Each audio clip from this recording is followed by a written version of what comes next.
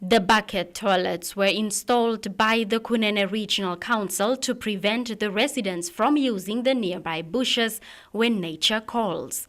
They were installed as a temporary relief while the settlement layout, together with the housing issue, were being finalized by the Regional Council. But it is not only the people at whose houses the bucket toilets have been installed who are making use of them, says this woman.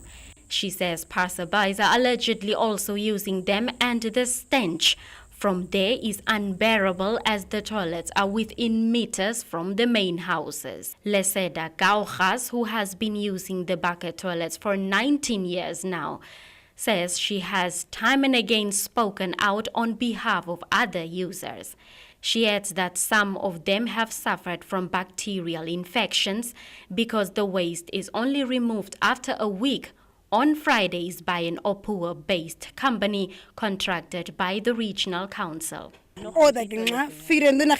It has been 24 years after independence, and the Regional Council must do away with bucket toilets. We are not second-class citizens, and we want to enjoy the basics that other people are enjoying. We must also enjoy the fruits of independence here at Fransfontein. At times, they dig holes to bury the waste. However, it just accumulates and becomes unbearable while making it unsafe for children to play around in the area, they said.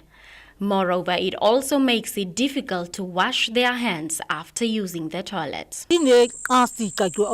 Our leaders are driving past this area day and night, and it's not a new thing. It's really embarrassing because they know about it, and it's not a must for us to remind our leaders all the time while they are aware of the problem. Koriga's constituency councillor Sebastian Gops attributes the continued use of the bucket toilet system to the insufficient funds that the line ministry allegedly allocates to his regional council.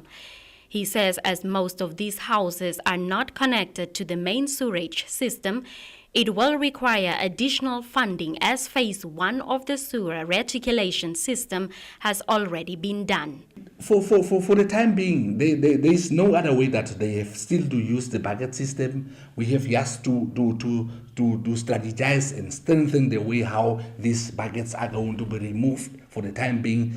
As long as we don't have money, enough money, the reticulation system has been finished, madam. It is done now. The connection thereof is again another problem because you have to put up a line which will bring the waste up to the main line. So that will also be another problem because the whole Fransfontein has got hard rock.